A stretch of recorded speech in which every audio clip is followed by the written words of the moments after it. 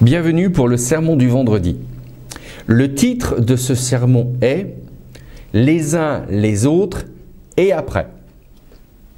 Si j'ai choisi ce titre, c'est parce que de nombreuses portions du Nouveau Testament, de nombreuses références font appel à cette idée les uns les autres. Précisément, j'en ai compté, mais peut-être que j'en ai oublié, il y aurait 28 recommandations dans le Nouveau Testament qui stipulent la formule les uns les autres.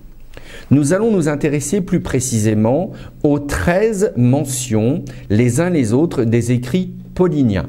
Je vais les citer pour que nous soyons d'accord et que nous travaillions sur la même base. Deux références nous donnent nous aimer les uns les autres. C'est Romains 13,8 et 1 Thessaloniciens 4,9. Deux références mentionnent se saluer les uns les autres d'un saint baiser. Romains 16,16 et 1 Corinthiens 16,20. Deux références encore nous invitent à nous supporter les uns les autres. Éphésiens 4,2 et Colossiens 3,13. Romains 14,13 nous dit de cesser de nous juger les uns les autres. Romains 15,7 nous dit de s'accueillir les uns les autres. 1 Corinthiens 11,13 nous dit de nous attendre les uns les autres pour manger. Galates 5,15 nous dit de ne pas nous détruire les uns les autres. Colossiens 3,16 nous dit de nous instruire et de nous avertir les uns les autres en pleine sagesse. 1 Thessaloniciens 4,18 nous dit de se réconforter les uns les autres. Et Tite 3,3 nous dit de ne pas se haïr les uns les autres. Si j'ai choisi de faire un tel décompte, c'est parce qu'il me semble essentiel de réfléchir qu'au-delà des mots ou phrases toutes faites, il y a une réalité de vie qui fait que les rapports humains, s'ils peuvent parfois être extraordinaires au sens positif, peuvent aussi être destructeurs pour soi-même, que nous soyons chrétiens ou pas d'ailleurs. La particularité du peuple chrétien, c'est qu'il se nourrit d'idéaux et que face à la médiocrité incarnée de ces fameux idéaux, la grande majorité du dit peuple chrétien choisit de faire comme si ces passages n'existaient pas, parce que lorsque l'on revendique cela comme règle de vie, eh bien ça fait trop mal de voir combien beaucoup s'en moquent. Fin de citation d'un de mes amis.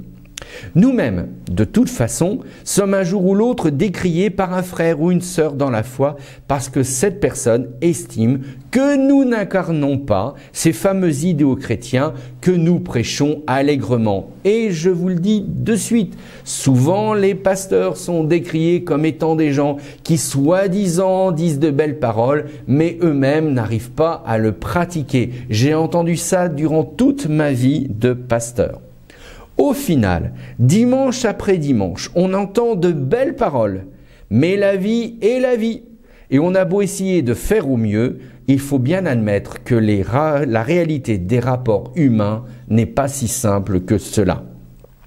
Il n'y a qu'à regarder les écrits du Nouveau Testament, comme je l'ai dit précédemment, nous y trouvons des doctrines, c'est simple, oui, on peut les voir, mais globalement, c'est avant tout de rapports humains dont il est fait mention.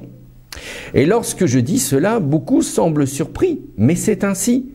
La Bible, écoutez bien ce que je vous partage, la Bible est un concentré d'humanité où les rapports humains ont un rôle prépondérant. Je répète cette phrase, elle est importante. La Bible est un concentré d'humanité où les rapports humains ont un rôle prépondérant.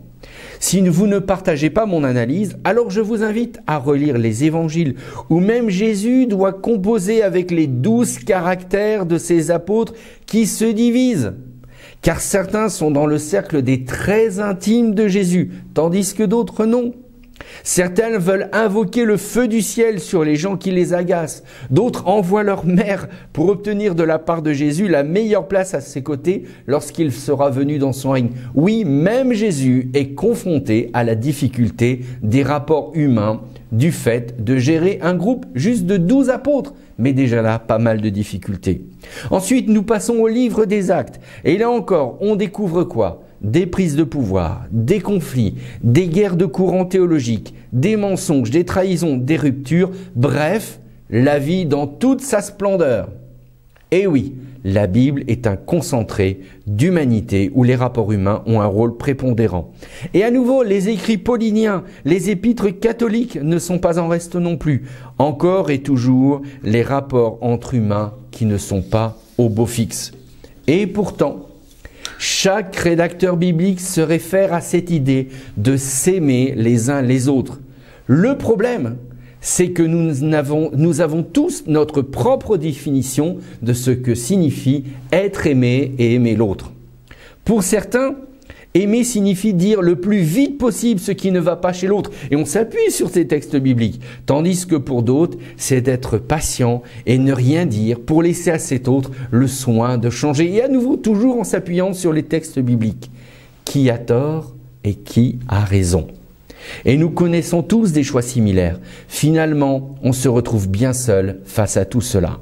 Alors la question, on la pose, et je l'entends chaque jour, chaque semaine. Mais quel chemin choisir? Quelle dynamique développer? C'est la grande question. Oserais-je même dire la véritable question qui est de comment aimer sans souffrir soi-même qui est derrière. Et là, depuis longtemps, cet enjeu est posé. Oui, on pourrait dire à nouveau, comment puis-je aimer cet autre que Jésus m'invite à aimer sans souffrir moi-même de façon chronique? Car ne nous y trompons pas. Aimer vraiment, c'est souffrir intérieurement. Car dans 80% des cas, celui ou celle qui aime est incompris dans ses choix, ses décisions, ses orientations et sa motivation. Alors existe-t-il une piste pour sortir de cette spirale? La réponse ne peut pas être oui ou non. Car si cela pouvait être résumé avec simplement l'idée du blanc ou du noir, ça signifierait que nous ne sommes pas des chrétiens, mais des manichéens. Ce n'est pas du tout dans cette orientation-là qu'il faut aller. Si donc au milieu de tout ça, dans cette vaste zone entre gris clair et gris foncé, que se situe la réponse. Car aimer, ce sera toujours prendre un risque, celui d'être mal compris, incompris, interprété, mal interprété, mésestimé et jugé. Et voilà, bienvenue dans l'humanité. C'est ainsi. Et nous sommes, ne nous trompons pas nous-mêmes, tantôt l'un et tantôt l'autre. Sur 10 bonnes choses que nous réalisons, 50 mauvaises peuvent nous être reprochées. Mais ce n'est pas sens unique, c'est tantôt l'un, tantôt l'autre. Et avez-vous entendu ce que je viens de vous partager? C'est tantôt l'un, tantôt l'autre. Ça ne vous rappelle rien? Juste entre nous comme ça? N'ai-je pas au début de ce sermon mis en avant une expression qui revient plus de 28 fois dans le Nouveau Testament? Cette expression, c'est les uns, les autres, tantôt l'un, tantôt l'autre. Car tout le mystère de l'amour chrétien repose dans cette expression, les uns, les autres. Nous sommes un jour celui ou celle qui donne, bien ou mal, et peu importe, mais nous donnons avec le risque que cet autre perçoive bien ou mal ce que je lui donne. Et la minute qui suit, la seconde même qui suit, je deviens pour un ou une autre la personne qui reçoit, cet autre qui peut aussi finalement mal comprendre, mal percevoir le don qui lui est donné. Et voilà pourquoi l'expression les uns les autres n'est pas uniquement là pour être une figure de style. Si l'expression les uns les autres est si présente dans les écrits bibliques, c'est que nous sommes tantôt celui qui donne et tantôt celui qui reçoit. Nous sommes tantôt celui qui juge et tantôt celui qui est jugé malgré tout. Nous sommes tantôt celui qui est salué et tantôt celui qui salue. Et si une personne prétend qu'elle n'a que le don de soi et qu'elle n'est jamais dans la réception de l'autre, eh bien je vais vous le dire de façon directe, elle se berne elle-même et vit en marge des relations humaines qui sont à la fois magnifiques par certains côtés et destructeurs par d'autres. Même Dieu accepte cette réalité. Et si vous ne me croyez pas, relisez les psaumes, allez lire par exemple le livre de Job et voyez combien Dieu est malmené dans la complexité des relations entre nous et lui. Alors la question n'est pas de savoir comment ne plus jamais souffrir des relations humaines, mais plutôt comment continuer de croire que l'amour relationnel est un cadeau à vivre et investir au-delà des conflits d'ego. C'est là qu'est la vraie question. Et la solution peut paraître simple et pourtant il n'y a pas d'autre piste. Aimer signifie passer à l'action dans la vérité de qui nous sommes. Et comment cela peut-il s'incarner? Jésus nous donne des pistes. Il nous dit par exemple, pardonne 77 fois, 7 fois. Mais pardonne à l'autre, mais pardonne-toi toi-même aussi. N'oublie pas ça. Et ça, c'est plutôt les choses qui semblent les plus dures à accepter, surtout quand on se sent victime d'une injustice, d'une interprétation ou d'un jugement. Pardonne à l'autre, mais pardonne-toi toi-même. Parce que dans la relation, tu ne peux pas être parfait. Et il y a des choses qu'on va te reprocher. Alors, si tu pardonnes à l'autre, n'oublie pas de t'aimer comme toi-même, et donc pardonne-toi aussi, toi, de ça. Oui, n'oublie pas de te pardonner, parce que sinon tu ne voudras plus investir, parce que tu ne voudras plus t'engager dans l'amour. Et ça, c'est une chose que nous devons comprendre. Ensuite, vis en paix, si cela dépend de toi. Ou sinon, éloigne-toi en copiant ce qu'a fait Abraham avec Lot, son neveu, mais vis en paix tant que ça dépend de toi. Mais n'oublie pas que les autres sont libres aussi de recevoir ce que tu veux leur donner ou pas. Donc, vis en paix dans le sens, ne va pas nourrir de la rancune. Éloigne-toi. Retrouve la paix, pardonne, pardonne-toi, reprends ta route. Mais aimer, ce n'est pas facile. S'il faut rompre une relation en demandant à Dieu son aide, alors prends soin de la personne pour ce qu'elle est, non pour ce que tu lui apportes, et éloigne-toi pour un temps peut-être court ou peut-être pour un temps définitif. Parce que l'on ne peut pas être toujours en bon terme avec tout le monde, mais on peut apprendre à aimer les gens pour ce qu'ils sont, et non pas forcément pour ce qu'ils nous partagent, ce qu'ils nous rapportent, ce qu'ils nous donnent ou ce qu'ils ne nous donnent pas. Et là, c'est peut-être l'enjeu le plus difficile, d'être en paix avec cela. Bref, vous l'aurez compris, s'aimer les uns les autres, c'est le plus grand défi de l'humain. Et c'est pourquoi il n'est pas utopique d'y inclure ce Dieu de relation que nous présente la Bible. Non pas en utilisant la Bible avec les beaux slogans ou idéaux qui galvanisent celles et ceux qui se croient au-dessus de toi et de moi, mais inclure Dieu dans le secret de mon cœur le plus profond, là où je suis en souffrance dans la relation humaine.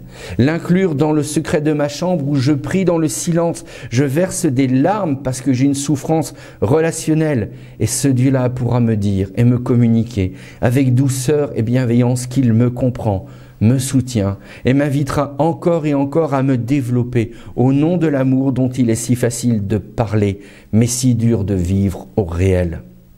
Alors comme je le dis chaque semaine, vous êtes libre ou non d'adhérer à ce que je vous partage. Oui, mais je vous le dis avec beaucoup d'amour et pas du sentimentalisme, avec l'idée de vous partager et vous avez le droit de mal le prendre. Mais s'il vous plaît, ne me jugez pas. Ne rentrez pas en conflit avec moi, prenez-le pour vous et faites-en ce que vous voulez, vous êtes libre, mais faites toujours en sorte que le bon sens humain rencontre l'intelligence de la foi.